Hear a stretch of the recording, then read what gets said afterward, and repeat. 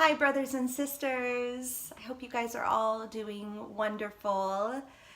My dog is in the background. Hopefully, he's not too much of a distraction for you guys because he loves to always steal the show. He's a pug. That's what pugs do. But anyway, he is alive. He's not dead, even though he looks it. I did try moving him a couple times so I could do this. He is not having it. And since he is the man of my house, he calls the shots most of the time. So anyways, I hope you guys are okay with him being here with me. So I just wanted to just share a verse with you guys today. I was doing a Bible study this morning, and this verse is just so short and simple and really just resonates with me. And I just thought so much about how I can apply this verse to my own life.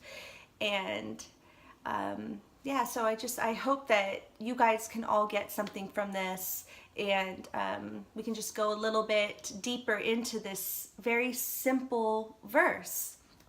So the verse is in John 3:30, and it says, "He must increase, but I must decrease." Very simple, very easy verse to memorize, right? John 3:30.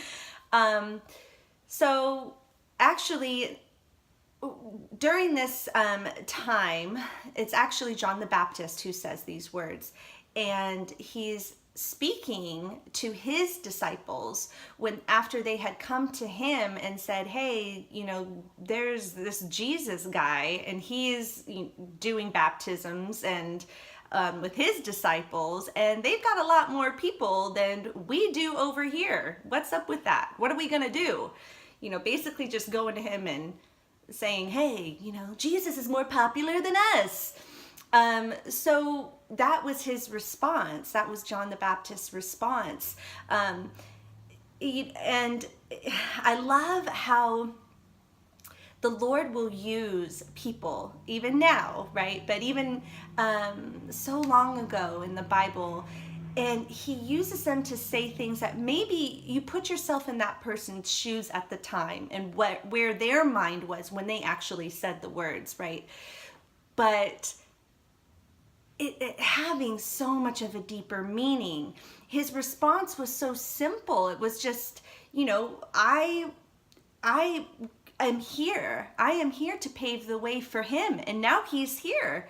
So he needs to increase, and I need to kind of take a step back. I need to, let him have the spotlight. But with those words, they can be applied to our life in such a deeper way. And I'm, thinking about that and thinking, there's so much that we get caught up in. And it's so easy to get caught up in me, my needs, my desires, me. I'm so important. I am just, everything is about me. And, we have our Father in heaven saying, hey, no, sorry, you are my servant. When you became saved, you became my servant. You are to serve me. And how are we expected to properly serve our Father unless we take a back seat and let him come up front and center? I love that so much, because there is so much joy in putting yourself on the back burner for others. But who greater than to do that for? Who is more worthy of that than our Father in heaven, with all that he's done for us? And I think it's so easy to fall into that pride, right? Because it is pride. Selfishness and pride, it's an attribute. Selfishness is an attribute of pride. And we all know who fell from heaven, who, and what was the reason for it. It was pride. And it's the root of all sin. You know, just like I spoke about in my last video about real, true Christ-like love covering all the commandments. Well, pride covers all sin. Pride is the root. It is the core of all sin because it's about me and my wants and my needs and my fleshly desires. So we've got to make our Father in heaven greater. We've got to constantly be thinking about how can I serve him? How can I please him? How can I magnify his name and lift him up?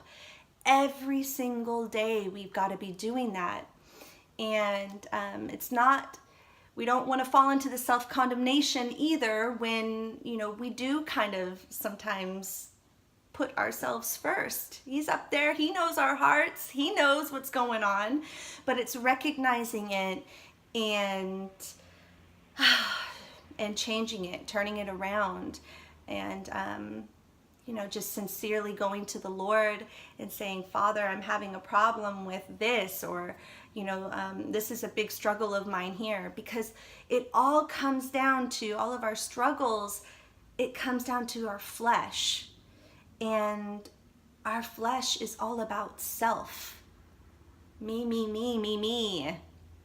And in order for us to completely shed that flesh, which is a renewal, it's a renewing process. It happens every day when you become saved.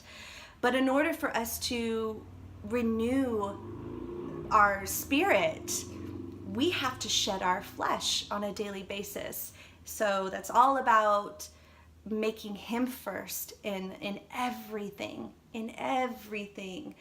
and he is so deserving and he is so worthy. And yeah, so I just wanted to share that quick little message with you guys.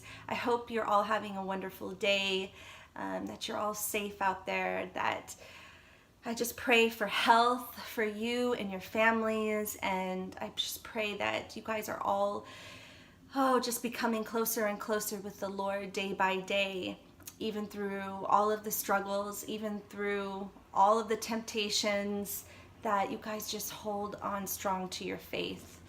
I'm doing that every day. It's a struggle every day, but we have to remember to stay strong in his word, even if we don't feel like it, because even after you open that living word and you really just soak up his pages, you will feel better after being in his word.